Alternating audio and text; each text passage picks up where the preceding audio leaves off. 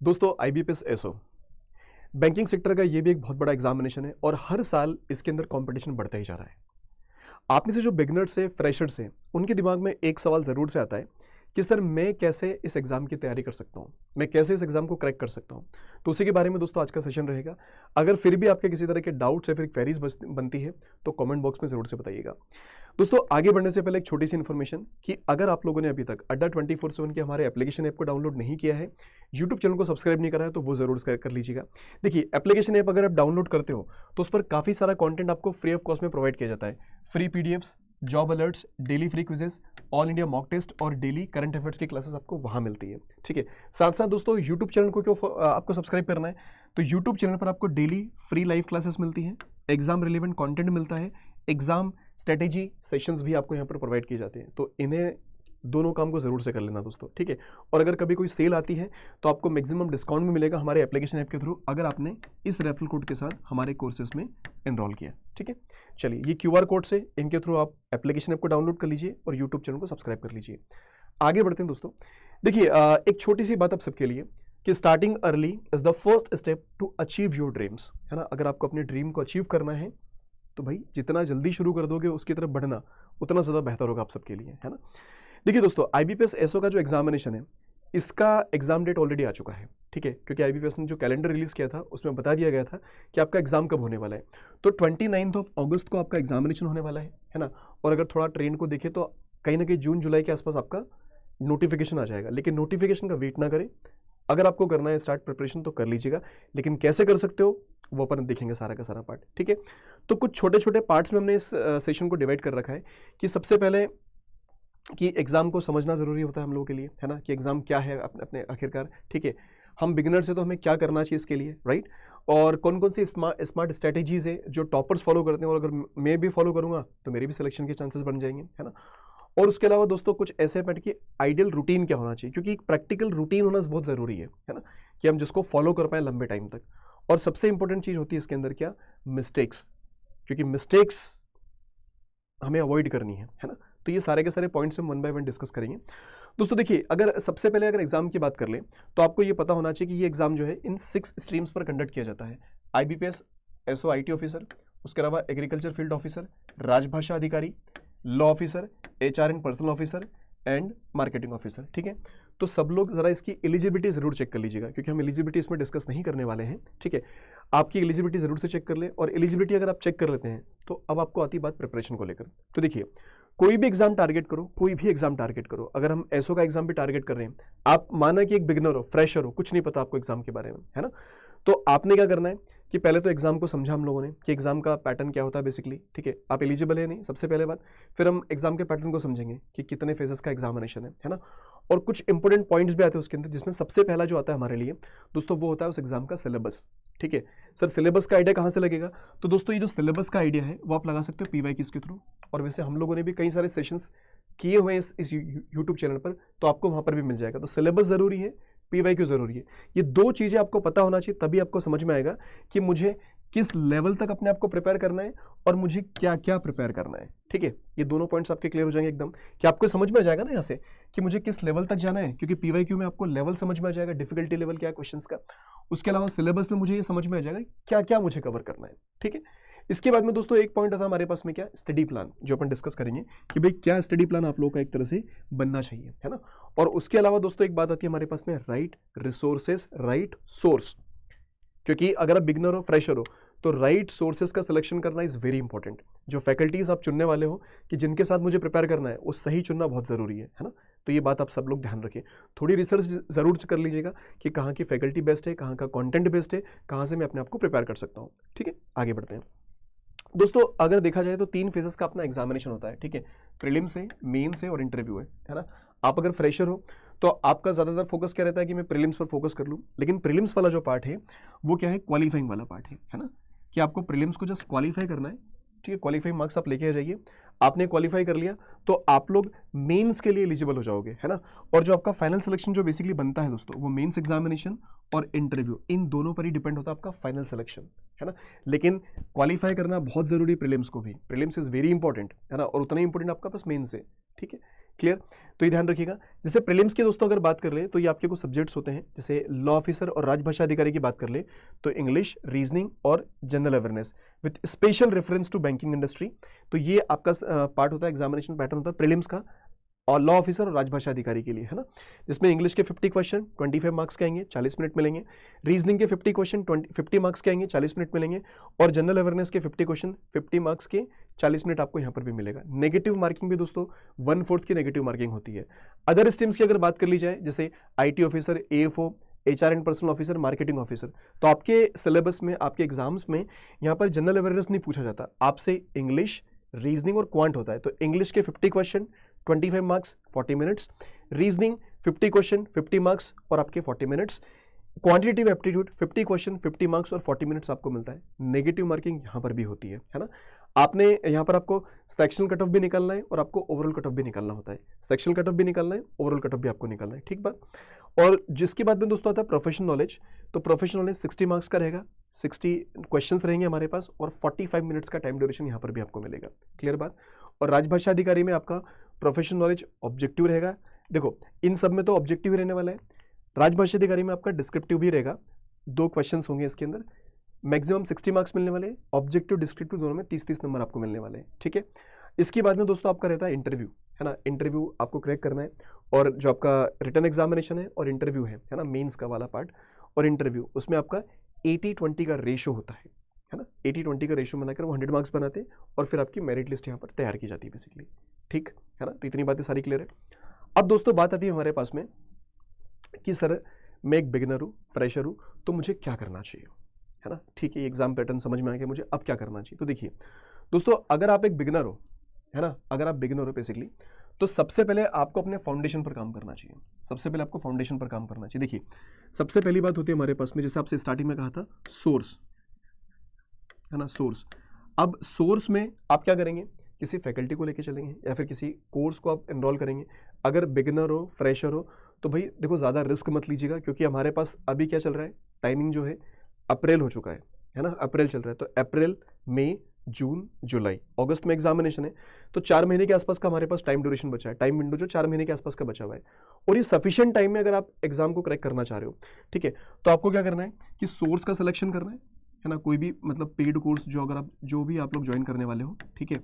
और वहाँ की फैकल्टीज़ को आप देखिएगा, वहाँ पर क्या करेंगे आप लोग, फैकल्टी पकड़ेंगे, ठीक है, फैकल्टीज़ को देखेंगे आप लोग, और उन फैकल्टीज़ के जो भी मतलब जो क्लासेस हैं उनकी, जो भी एसओ में आपने एनरोल कर लिया है ना, और उनके जो फाउंडेशन कोर्सेज है उनमें आप लोग अपनी प्रिपरेशन की शुरुआत करिए, उनकी प्रिपरेशन की शुरुआत करिए। तो सबसे पहला काम क्या करना है आपको, मुझे किसी सोर्स का सिलेक्शन कर लेना है ना, मैं कहाँ से प्रिपेयर करने वाला हूँ, उन फैकल्टीज़ को पकड़ लेना है, और उसके बाद में मुझे अपने सब्जेक्ट पर काम करना है, ठीक है। तो दोस्तों सबसे पहला जो काम आपके पास होना चाहिए, क्योंकि अभी भी समय हमारे पास है, हमें अपने फाउंडेशन को स्ट्रॉन्ग करना है। किसको स्ट्रॉन्ग करना है, फाउंडेशन को फेज 1 के लिए, क्लियर है। जिसमें आपके जो सब्जेक्ट्स है दोस्तों, जैसे क्वांट हो गया, राइट, क्वांट हो गया आपके पास में। क्वांट के अलावा दोस्तों आपका कौन सा हो गया, रीजनिंग वाला सेक्शन हो गया, ठीक है। रीजनिंग के अलावा आपके पास क्या हो गया, इंग्लिश वाला सेक्शन हो गया। इंग्लिश के अलावा कौन सा वाला पार्ट हो गया, जीए वाला, ठीक है। आप सभी को पता है कि अभी बता दिया कि कुछ में जीए आता है, कुछ में अपना क्वांट आता है, राइट। तो इनके ना बेसिक कॉन्सेप्ट्स पर आपको काम करना है, इनके बेसिक कॉन्सेप्ट्स पर आप सबसे पहले आपको काम करने की रिक्वायरमेंट है, ठीक है। जैसे दोस्तों आपने क्या करना है कि क्वांट वाला पार्ट है ना, तो इनके सबके अपने क्वांट, इंग्लिश, रीजनिंग, सबके बेसिक कॉन्सेप्ट पर आपको फोकस करना है, ठीक है। तो सबसे पहले आप लोग क्या करेंगे, अपने कॉन्सेप्ट्स को बिल्ड कर गए, है ना, अपने कॉन्सेप्ट पर काम करेंगे आप लोग, और उसके अलावा अपनी अप्रोचेस को बेहतर बनाएंगे, है ना। अप्रोचेस कि मैं किस क्वेश्चन को किस तरीके से, अलग अलग वेज होते हैं इसको बनाने के। कॉन्सेप्ट्स क्लियर हो गए, अप्रोचेस डेवलप हो गई। उसके बाद में दोस्तों आपको थोड़ा सा अपनी एक्यूरेसी पर भी काम करना है ना, कि भैया एक्यूरेसी डेवलप होना चाहिए। और इस एक्यूरेसी के साथ साथ ही जब एक्यूरेसी बनेगी ना, तो आप लोगों की स्पीड जो है वो ऑटोमेटिकली डेवलप हो जाएगी। तो ये एक फ्लो रहेगा आपके पास में कि मुझे कॉन्सेप्चुअल अंडरस्टैंडिंग बनानी है, अपनी अप्रोचेस को सुधारना है, एक्यूरेसी में बेहतर करना है, क्योंकि नेगेटिव मार्किंग है इस एग्जामिनेशन में, है ना। तो इन पर मुझे काम करना है अपने को, इन पर मुझे काम करना है।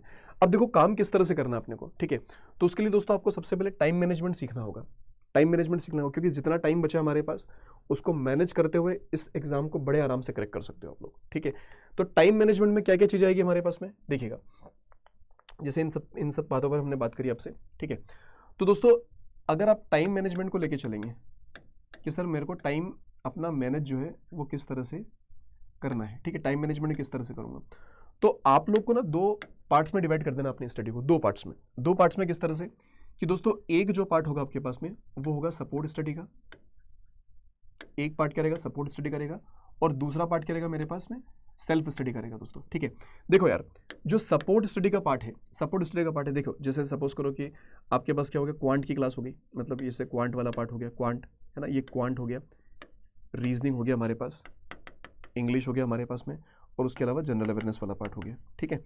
तो देखिए क्वांट वाला जो पार्ट है, आप सपोर्ट स्टडी में क्या कर सकते हो कि यूट्यूब की क्लास हो गई हमारे लिए, है ना, यूट्यूब की क्लास हो गई, या फिर हमारे लिए क्या हो गया पेड कोर्सेस हो गया, लेकिन पेड कोर्स हो तो ज़्यादा बेहतर है क्योंकि उसमें सारे टॉपिक वाइज चीज़ें होती है। तो देखिए क्वांट को आपने क्या करना है सपोर्ट स्टडी के थ्रू कि कम से कम 1 से 1.5 घंटे इसको पढ़ना है, जो भी मतलब 1 घंटे की क्लास होगी, 1.5 घंटे की क्लास होगी, ये आपको पढ़ना है, ठीक है। उसके अलावा दोस्तों आप सेल्फ स्टडी में क्या करोगे कि कम से कम 1 से 1.5 घंटे की उसकी क्या करनी है, आपको प्रैक्टिस करनी है। क्या करना है, 1 से 1.5 घंटे की प्रैक्टिस करोगे। वैसे रीजनिंग के अंदर क्या करना है, आपने 1 घंटे की क्लास करी है ना, और फिर उसकी 1 से 1.5 घंटे की आप लोगों ने क्या करी, प्रैक्टिस कर ली।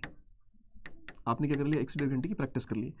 इंग्लिश के अंदर भी क्या करेंगे, आप 1 घंटे की स्टडी करोगे, और उसके अलावा 1 से 1.5 घंटे आप लोग क्या करना है, इसको भी टाइम देना है, इसमें भी आपको टाइम देना ज़रूरी होगा दोस्तों, ठीक है। उसके अलावा देखो जीए वाला जो पार्ट है, इसके अंदर भी कम से कम 1 घंटा तो दीजिएगा, है ना, और 1 से 1.5 घंटा खुद से भी इसको स्टडी करते चलिएगा आप लोग, है ना। तो देखो मोटे तौर पर अगर देखा जाए तो आपका टाइम कितना हो जाएगा, 4 घंटे तो इधर हो गए। मतलब देखो ये 4-4 घंटे मत मानिएगा, क्योंकि 3-3 सब्जेक्ट्स आते हैं आपको, किसी किसी को क्वांट आता है, किसी को जी आता है, तो 3 और 3 6, 3 और 3 कितना हो गया, 6 हो गया, है ना। तो मतलब ये मान के चलो 6 से 8 घंटे मान लो आप लोग, कितना मान लो 6 to 8 आवर्स की स्टडी मान लीजिए आप लोग, है ना, 6 से 8 घंटे का टाइम मुझे देना है इसके अंदर, राइट। तो दोस्तों आप लोग क्या करेंगे, जैसे जो भी फैकल्टी है उनकी आपने बेसिक वाली क्लास देखी, बेसिक वाली क्लास आपने देख ली, उसके बाद में आपने उसको 1 से 1.5 घंटे खुद से प्रैक्टिस कर लिया, ठीक है। रीजनिंग की आपने बेसिक क्लास देखी, उसके बाद आपने क्या करा, उनको बेसिक अपने आप से प्रैक्टिस कर लिया, ठीक है। जैसे क्वांट के अंदर सबसे पहले बेसिक कैलकुलेशन वाला पार्ट होता है, स्पीड मैथ्स वाला पार्ट होता है, जिसमें simplification, approximation, number series, quadratic equations, है ना, फिर अर्थमेटिक और डीआई पर जाते हैं। ऐसे रीजनिंग के अंदर कई सारे वन लाइनर वाले टॉपिक्स सबके पास है। उसके अलावा फिर आप लोग सिटिंग अरेंजमेंट, है ना, पजल्स पे, सलॉग्स पे, इनइक्वलिटी वाला पार्ट हो गया, इसी बहुत सारी चीज़ें हैं। तो आपको क्या करना है, फैकल्टी की पढ़ना है, और पढ़ने के बाद में उसकी प्रैक्टिस करनी है। मैंने सपोर्ट स्टडी से पढ़ाई करी, फिर मैंने सेल्फ स्टडी से पढ़ाई करी, सपोर्ट सेल्फ, तो ये मेरे को कम से कम 6 से 8 घंटे देने की जरूरत पड़ने वाली है। और फ्लो ये रहेगा, कॉन्सेप्ट्स, एक्यूरेसी, अप्रोचेस। शुरू में कोई भी स्पीड के पीछे मत भागना, है ना, पहले इन पर फोकस करिएगा, और इस पार्ट को आप लोग फॉलो करते चलो, इस पार्ट को बिल्कुल फॉलो करते चलो दोस्तों। आपको निराशा बिल्कुल नहीं लगेगी, और आपको लगेगा कि हाँ यार ये मेरा टाइम जो है ना यूटिलाइज हो रहा है, लेकिन थोड़ा सा ना दोस्तों टाइम देना पड़ेगा, थोड़ा सा टाइम देना पड़ेगा इसमें, एकदम आराम से नहीं बनने की चीज़ें। शुरू में थोड़ा सा टाइम आपको देना पड़ेगा, एक धीरे धीरे वो आपकी हैबिट बन जाएगी फिर, है ना। तो ये सीक्वेंस आप फॉलो करो सबसे पहले तो।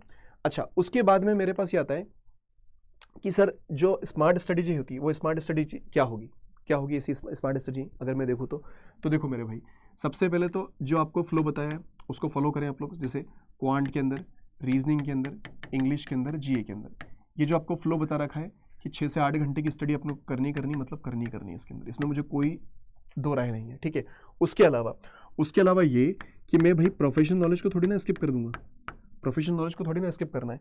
तो प्रोफेशनल नॉलेज के लिए आप लोग टाइम फिक्स कर लीजिए कि ज़्यादा नहीं तो मैं सैटरडे और संडे, है ना, सैटरडे एंड संडे मैं इनको देने वाला हूँ बढ़िया तरीके से, है ना, अभी शुरुआती दौर पे, ठीक है, कि प्रोफेशनल नॉलेज को मैं दूंगा कम से कम, मतलब सैटरडे संडे में इस पर मैं काम करने वाला हूँ बढ़िया तरीके से, ठीक है, क्लियर। और इंग्लिश वाला जो सेक्शन है ना दोस्त, इंग्लिश वाला सेक्शन ये बहुत सारे बच्चों को परेशान करता है, तो इसके लिए तो आप लोग काम करना ही करना है, मतलब ग्रामेटिकल पोर्शन और जो भी रेस्पेक्टेड फैकल्टी आपको बताने वाली है। उसके अलावा आप लोग ना अपनी रीडिंग बढ़िया करती चलिएगा इसके अंदर, है ना, रीडिंग, क्योंकि रीडिंग जो इंग्लिश में करोगे आप लोग वो आपकी क्वांट में भी हेल्प करेगी, रीजनिंग में भी हेल्प करेगी, जीए के अंदर भी हेल्प करेगी, और इंग्लिश में भी हेल्प करेगी, है ना। तो अपनी रीडिंग पर हमेशा काम करते चलेगा, ठीक है। प्री और मेंस के साथ साथ दोस्तों इंटरव्यू, इन तीनों को ना बैलेंस बना के चलेगा अभी से। ये मत सोचो कि प्रीलिम्स मेरा नवंबर में है तो मैं तब पढ़ लूंगा, नहीं। प्रीलिम्स के लिए कम से कम सैटरडे संडे का टाइम ऐसा फिक्स करो कि मुझे इसको टाइम देना है, मतलब देना है, कि अगर आपका किसी भी सैटरडे संडे मिस हुआ तो गड़बड़ हो जाएगी फिर। तो प्रोफेशनल नॉलेज के लिए आप सैटरडे संडे का टाइम हमेशा फिक्स करके रखो कि मुझे इतना टाइम पढ़ना है, क्योंकि अगस्त में मेरा प्रीलिम्स है, नवंबर में मेरा मेंस है, लेकिन तब तक मेरी चीज़ें स्ट्रांग हो जाना चाहिए प्रोफेशनल नॉलेज की भी, है ना। आप उस सिस्टम से बिलोंग करते हो, लेकिन फिर भी आपको पढ़ना पड़ेगा उसको कि एग्जाम के हिसाब से मुझे क्या क्या चीज़ें प्रिपेयर करनी है ना, ये ध्यान रखिएगा। और साथ साथ ही दोस्तों जो इंटरव्यू वाला पार्ट है उसको प्रिपेयर करना हल्का हल्का शुरू कर दीजिएगा, थोड़ा थोड़ा टाइम उसको भी दीजिएगा।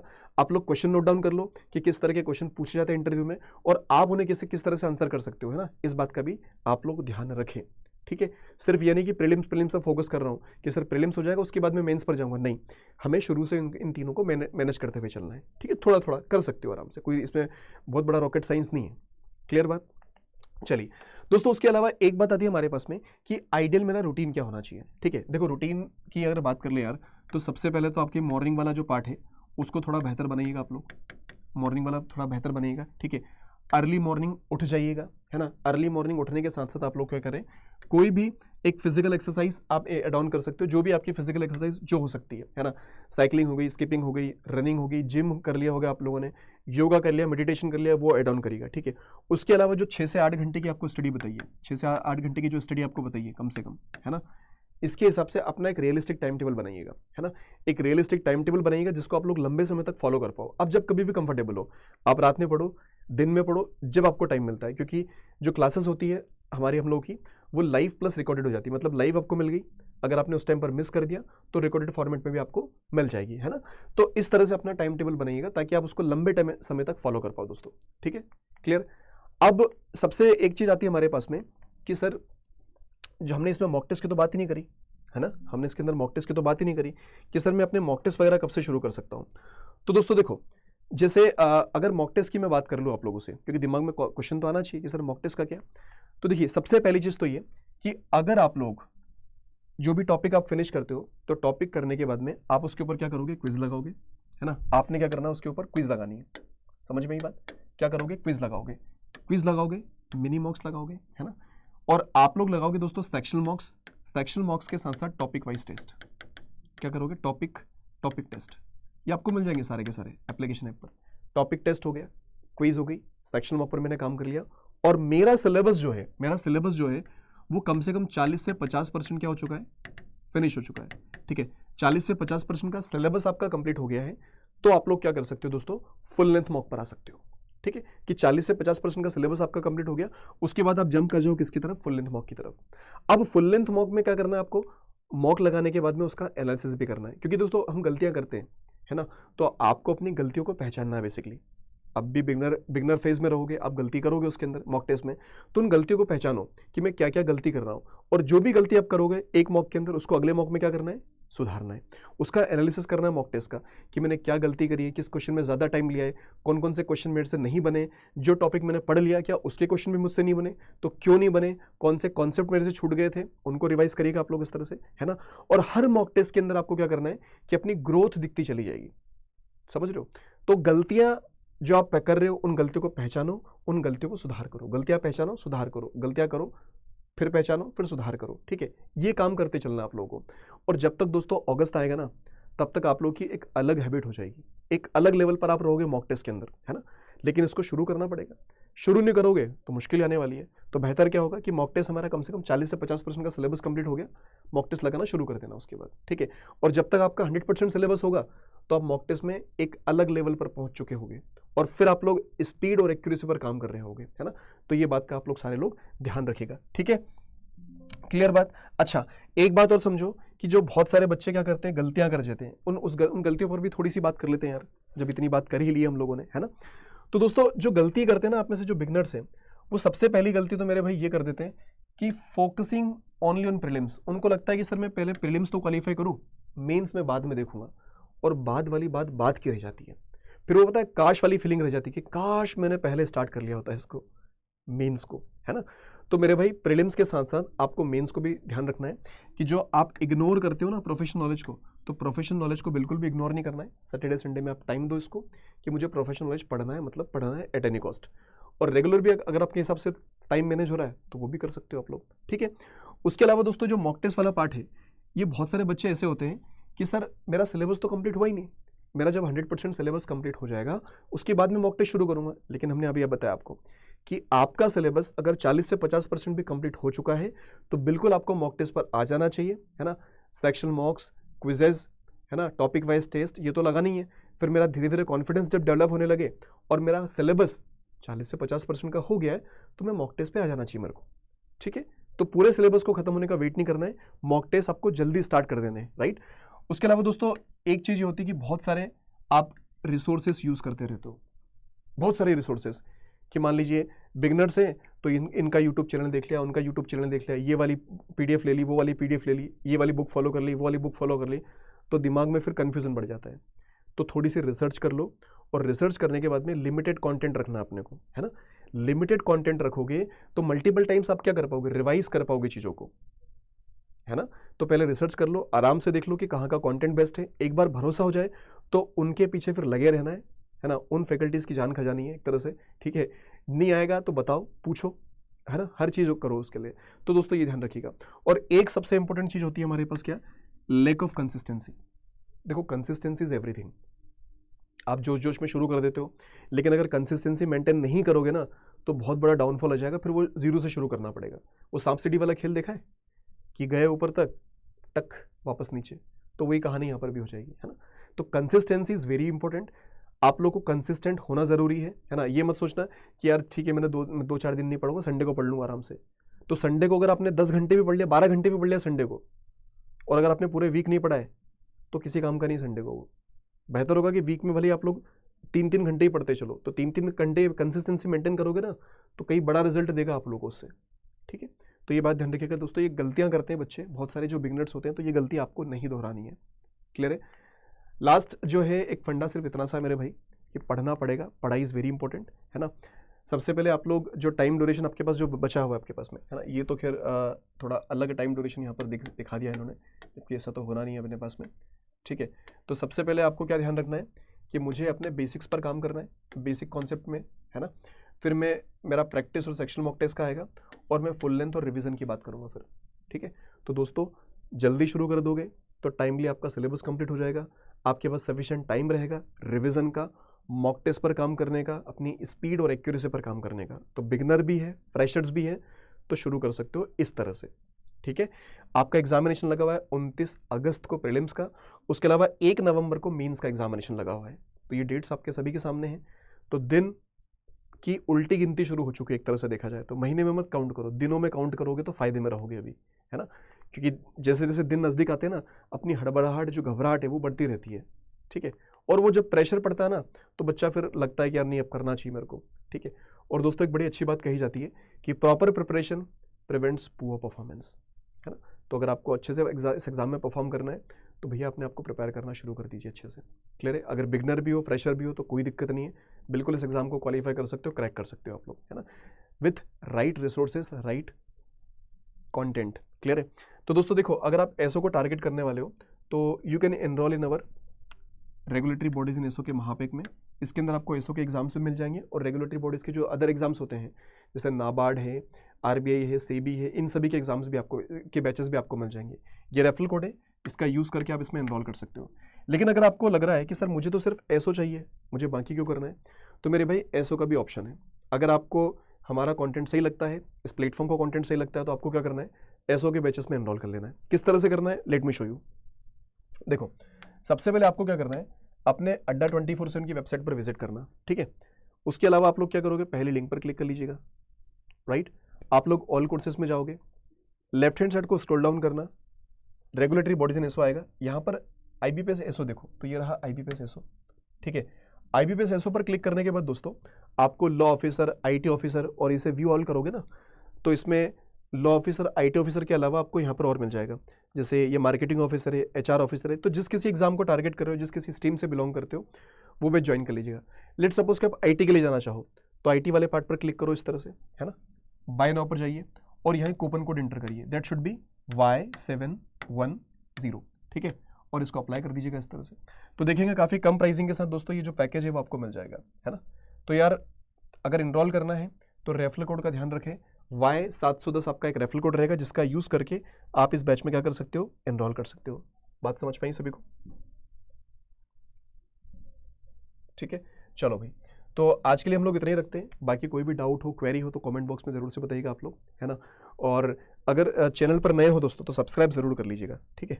एक बार ज़रा रेफरल कोड आपको और बता दें, कहीं भूल ना जाओ। तो रेफरल कोड रहेगा आपके पास कौन सा, Y710, ये रेफरल कोड रहेगा आपके पास, है ना। तो इसका यूज़ करना है, बैचेस में एनरोल करना है आप लोगों को। क्लियर? चलिए, तो आज के लिए इतना ही। अगर चैनल पर नए हैं सब्सक्राइब जरूर कर लीजिएगा, बेल आइकन पर जरूर क्लिक कर लो, ताकि अगले नोटिफिकेशन किसी भी वीडियो के रिगार्डिंग आपको मिलते रहेंगे। Thank you so much, bye bye, take care, all the best.